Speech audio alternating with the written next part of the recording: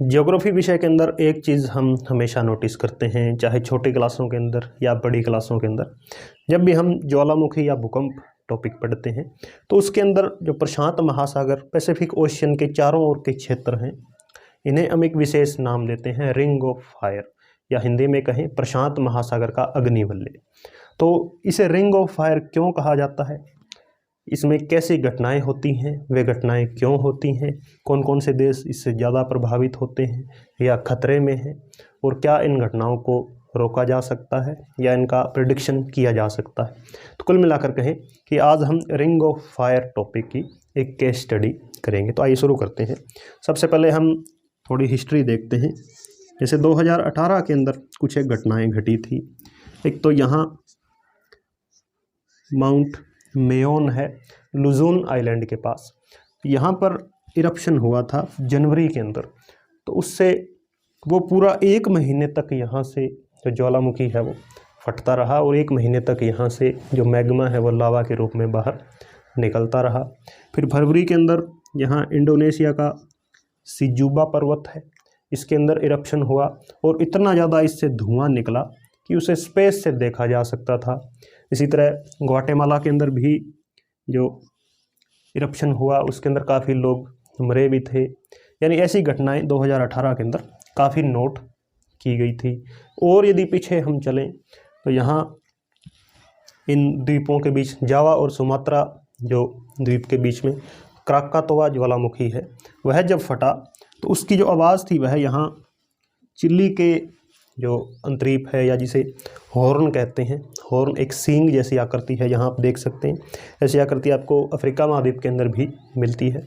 तो यानी 13,000 किलोमीटर तक उसकी आवाज़ है वो धमाके की सुनाई दी थी। तो कहने का मतलब कि यदि हम पूरी हिस्ट्री से आज तक जब एक पैटर्न नोट करते हैं, वैसे तो हर समय 10 से 12 ज्वालामुखी कहीं ना कहीं इरप्ट हो रहे होते हैं पूरे विश्व के अंदर, और उसको जब हम मैप के ऊपर लोकेट करते हैं तो एक ख़ास पैटर्न हम पाते हैं कि उनमें से ज़्यादातर इन किनारों पर है या इस बेल्ट के चारों ओर हैं। इसे ही क्या है, रिंग ऑफ फायर कहा जाता है। तो सन 1800 तक वैज्ञानिक इन चीज़ों को नोटिस कर चुके थे, एक ख़ास पैटर्न के तहत देख सकते थे जब उन्होंने मानचित्र पर इसको लोकेट किया कि इन क्षेत्रों के अंदर ज़्यादा भूकंप आते हैं, ज़्यादा ज्वालामुखी फटते हैं और सुनामी की घटनाएं भी इन क्षेत्रों के अंदर ज़्यादा होती है। लेकिन उनके पास कोई ज़्यादा सोर्स नहीं थे कि इसका कारण ढूंढ सकें कि यहाँ ऐसी कौन सी घटनाएं हैं, क्या कारण है। तो उन्हें एक 100 साल और लगे, यानी 1928 के अंदर हैरी हैस ने सी फ्लोर स्प्रेडिंग, सागर तल का जो प्रसरण हो रहा है, उसकी थ्योरी दी थी। उसके बाद भी कई सालों तक उसको स्वीकार नहीं किया गया। यानी 1968 तक आते आते लगभग वैज्ञानिक यह मान चुके थे कि जो हमारी पृथ्वी है, जो पूरा धरातल है, वो विभिन्न प्लेटों के अंदर बंटा हुआ है और ये प्लेटें स्वतंत्र रूप से किसी भी दिशा के अंदर गति करती हैं। हालांकि उनकी कुछ निश्चित दिशाएं हैं, लेकिन वे चलती हैं प्लेट, उन्हीं प्लेटों के ऊपर जो हमारा धरातल है वो टिका हुआ है। तो इस बात पर सब सहमत थे। तो अब कुछ एक प्लेटों के नाम हम देखते हैं। जैसे ये दक्षिण अमेरिकी प्लेट है और ये बीच में पूर्णतः महासागरीय प्रशांत महासागरीय प्लेट है। तो इन दोनों प्लेटों के बीच एक प्लेट है जिसे हम नज़का प्लेट कहते हैं। इसी तरह बीच में पैसिफिक ओशियन प्लेट है। प्लेटें 2 तरह की होती हैं, या तो पैसिफिक होंगे या कॉन्टिनेंटल होंगी। इसी तरह जो ये प्लेट है, ये भी कॉन्टिनेंटल प्लेट है, जो कि हम नॉर्थ अमेरिकन प्लेट कह सकते हैं। और ये प्लेट है जो इंडो ऑस्ट्रेलियाई प्लेट है। तो अब इन प्लेटों की मूवमेंट के कारण, या हम कहें पैसिफिक ओशियन के अंदर ये प्लेटें एक दूसरे के साथ जो क्रशिंग कर रही है, उन्हीं की बदौलत बहुत ज़्यादा यहाँ पर इन जगहों पर बहुत ज़्यादा तो ज्वालामुखी फटते हैं और दूसरे भूकंप आते हैं। फिर उससे सुनामी की चेतावनी जारी की जाती। अब इसको हम देखें कि ये पैसिफिक ओशियन प्लेट है, इसकी दिशा है इस तरफ, नॉर्थ वेस्ट की ओर इसकी दिशा है, और ऊपर यह टकरा रही है नॉर्थ अमेरिकन प्लेट के साथ। तो यहाँ एक तो फॉल्ट लाइन विकसित हुई है और इसे क्या कहा जाता है, सैन एंड्रयूज फॉल्ट कहा जाता है। लगभग 800 किलोमीटर लंबा एक फॉल्ट यहाँ पर विकसित हुआ है। वहीं दूसरी तरफ यही प्लेट जब नॉर्थ अमेरिकी प्लेट के साथ टकराती है तो पैसिफिक ओशियन प्लेट, चूँकि ओशियन प्लेट होती है वो काफ़ी ज़्यादा भारी होती हैं, जबकि कॉन्टिनेंटल प्लेट हल्की होती हैं। तो ये प्लेट क्या है, उसके नीचे धंस जाती है। यानी जब दो प्लेटें टकराती हैं आपस के अंदर तो जो भारी प्लेट है वो नीचे की ओर धंस जाती है, यानी इसका ये हिस्सा इसके नीचे दब जाता है। और नीचे हम जानते हैं कि बहुत ज़्यादा प्रेशर है और टेम्परेचर है, तो यहाँ से बहुत ज़्यादा मैग्मा है वो बाहर निकलना चाहता है। और ऊपर यदि पर्वत हैं इन इलाकों के अंदर तो फिर पर्वतों के अंदर जो भूकंपीय घटनाएं हैं वो ज़्यादा देखने को मिलती हैं। और पर्वत यदि नहीं है तो फिर ज्वालामुखी है वो विस्फोट के साथ फटते हैं। तो इसलिए इन इलाकों के अंदर ज़्यादा जो ये घटनाएं देखने को मिलती हैं रिंग ऑफ फायर के अंदर। ऐसा क्यों है, क्योंकि पैसिफिक ओशियन के अंदर जितनी प्लेटें हैं वो अन्य के मुकाबले थोड़ी तेज़ गति से विचरण करती हैं, यानी उनकी स्पीड ज़्यादा है। तो ये तो हो गया इनका रिंग ऑफ फायर की प्लेटों की मैकेनिज़्म। अब देखते हैं कि इसमें समस्या कहाँ है। इसके अंदर एक समस्या तो ये आती है कि इसका प्रेडिक्शन किस तरह किया जाए, यानी जियोलॉजिस्ट किस तरह बता सकते हैं कि किसी स्थान पर भूकंप आएगा या नहीं।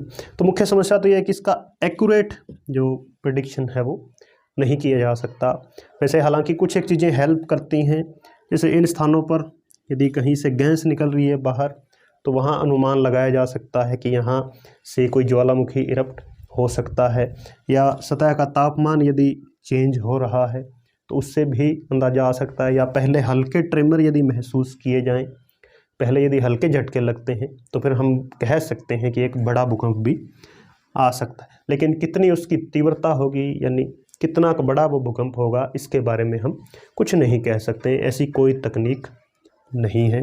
और दूसरा वैज्ञानिक एक और अनुमान लगाते हैं कि जो इतिहास से पता करते हैं कि पिछला भूकंप या पिछला ज्वालामुखी कब फटा था, या पीछे के जो ट्रेंड है उसको देखकर पता लगाते हैं। जैसे न्यूजीलैंड का हम उदाहरण लें तो न्यूजीलैंड के अंदर यहाँ एक जो फॉल्ट लाइन है इसके सहारे पहले तो 800 साल पहले एक बहुत बड़ा भूकंप है वो आया था, फिर 500 साल पहले आया था, उससे पहले 1100 साल पहले, फिर 1400, यानी इस तरह ट्रेंड उन्होंने देखा है कि प्रत्येक 300-400 साल में एक बड़े भूकंप के आने की गुंजाइश है।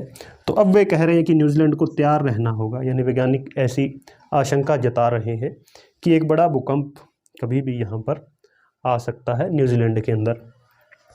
इसी तरह इस फॉल्ट लाइन के सहारे जो सैन एंड्रयूज फॉल्ट है उसके सहारे कैलिफोर्निया के अंदर भी जो खतरा है वो पैदा हो चुका है, और वैज्ञानिक कह रहे हैं कि 72% चांसेस हैं कि कैलिफोर्निया अगले 30 साल में एक बड़ा भूकंप है वो आ सकता है वहाँ पर।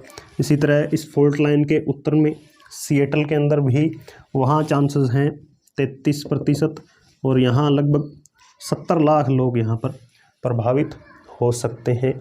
इसी तरह जापान के अंदर भी यही चेतावनी जारी की गई है।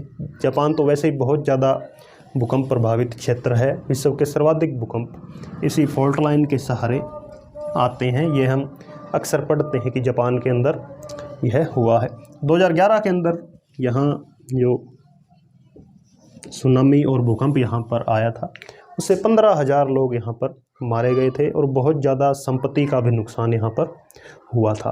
हालांकि वह संख्या बढ़ सकती थी जान और माल की, लेकिन जापान के अंदर कुछ एक चीज़ें हैं वो बढ़िया सिस्टम उनका काम करता है।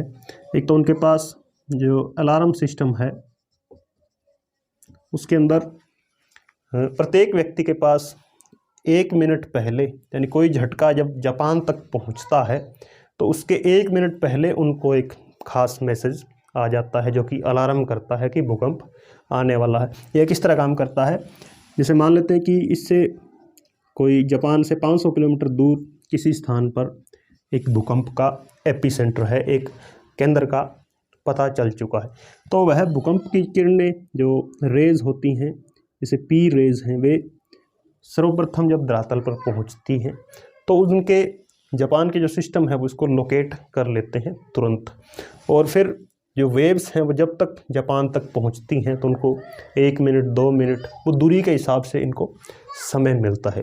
तो जापान प्रत्येक व्यक्ति को एक खास संदेश भेजता है, यानी अलार्म, पब्लिक अलार्म सिस्टम इतना शानदार है कि लोग हैं वो तुरंत अपने घरों से या ऑफिस से बाहर निकल जाते हैं। जो हाई स्पीड ट्रेनें हैं वो रोक दी जाती हैं, फैक्ट्रियाँ बंद कर दी जाती हैं।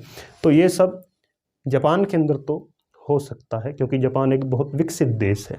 कुछ एक विकासशील देश भी हैं जैसे ग्वाटेमाला है और अन्य मध्य अमेरिकी देश हैं, उनके अंदर ऐसी स्थिति नहीं है, इतना फंड उनके पास नहीं है कि उनका अलार्मिंग सिस्टम इतना मजबूत हो।